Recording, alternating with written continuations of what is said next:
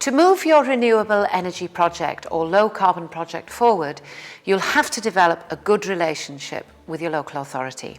And not just one or even two officers in the council, but quite possibly a lot more. The remit of a local authority can be enormous, from schools and social services through commercial and retail support to transport and master planning. Renewable energy developments are likely to touch on the responsibilities of more than just the planning office. So, be prepared for your dealings to extend to other departments and staff who could be based in other buildings or even different towns. And don't assume that the council is a homogeneous body acting with one mind and one purpose. It's also important that you don't enter into planning negotiations with the attitude that a low-carbon project has an ultimate benefit that should trump all other concerns. A wide range of professionals within the council will have an interest in your project, and they all have statutory duties to protect or preserve things that are important to people, like landscape, noise levels, or heritage. So, when you meet with council officers, don't be afraid to ask who else should be involved. Keep them all in the loop and maintain lines of communication with them.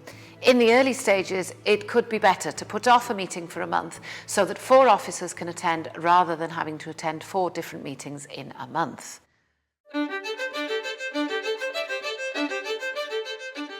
So, who are the different officers of the council and elected councillors that you might have to engage with in order to progress a low-carbon project in your community? Let's take an application for a hydropower scheme as an example and introduce ourselves to the cast. Planning policy officers. These people don't deal directly with applications for planning permission. Rather, they're responsible for interpreting national policy guidance and developing the long-term plans and for the development of your area upon which the development management officers will make their decision. They may be asked to comment on your application. You might not come into contact with them, but their role is very important to your project. Development management officers. Often known as development control officers, these are the people who actually consider a planning application. They can issue the decision themselves on behalf of the council in simple cases, or that advise your elected councillors on whether the permission should be granted or not in more complex cases. As well as using the council's policy framework to make their decision, they're also likely to seek the professional opinions of other officers, and we'll meet some of these people in a minute. The Development Management Officer will use this range of professional input to assess your proposed hydro scheme and advise on alterations that might be needed to get planning permission. If they feel that impacts will be too severe, they may advise that your application for planning permission be refused. Be prepared to be flexible and work with them to make your scheme as acceptable as possible. Also, think beyond the minimum requirements. Could your hydro scheme offer extra benefits, like incorporating new planting that would improve a local habitat? These are the officers who have specialist qualifications in the care and preservation of listed buildings and other heritage features. If your hydropower project will reuse an old mill building, for example, then they will assess the conservation issues. They are responsible for deciding whether special permissions, such as listed building consent or conservation area consent, should be issued. Hydro schemes are likely to have landscape impacts. A landscape officer will advise on what changes to the scheme might be required to make this impact acceptable. Ecology officers. They will assess the potential impacts on fish, crustaceans, mammals, reptiles and amphibians, and of course plants that live in and alongside the river. These officers will advise on surveys that need to be undertaken to collect information. They will also advise on management of the site before, during and after construction to minimise impacts on local ecology.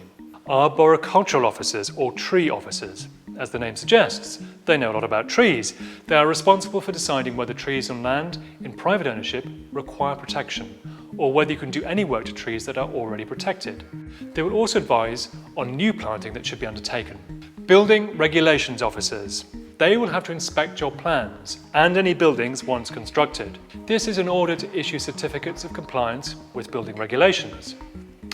If your project affects roadways or requires access works, it may also be necessary for your development management officer to speak with highways officers. Since your project is a low-carbon project, you may also want to make contact with the sustainability or environmental team, who may be able to provide you with support and advice. You should also make a point of engaging with your elected councillors, especially those that represent the ward where your project is located, as they will help champion your cause. It's probably also worth getting your local town or parish council on board too.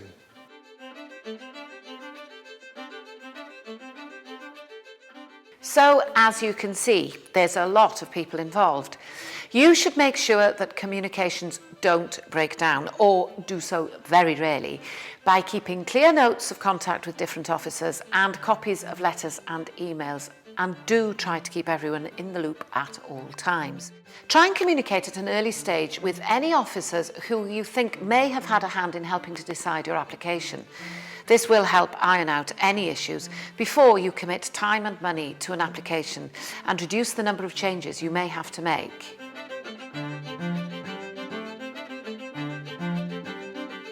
The law makes it clear that the public has the right to participate in the preparation of their local authority's planning policy.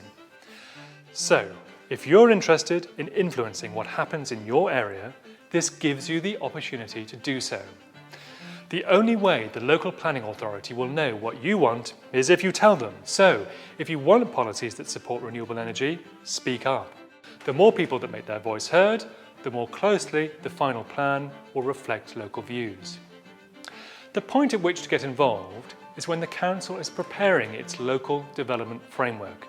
These are the master documents which guide all subsequent planning decisions. The trouble is that many people only get involved further down the line, when it is probably too late to have much influence. For example, when notices go up to show that an application has been made for a major new housing development, this inevitably raises some comments from people living in the area, along the lines of, "No new houses here, please." Often what they fail to realise is that this is not what they're being asked to comment on.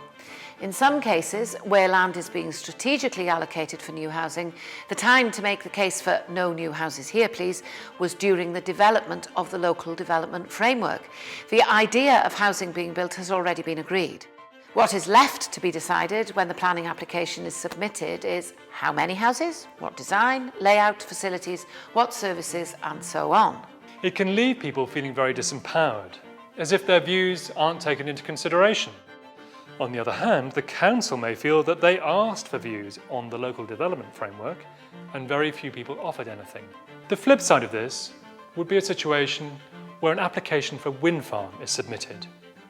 You may wish to express your support for this individual application and would write in stating, "I support this wind farm." But your support may not be very effective if there is no clear policy position on major renewable energy infrastructure in your district, and nothing that the Development Management Officer can refer to.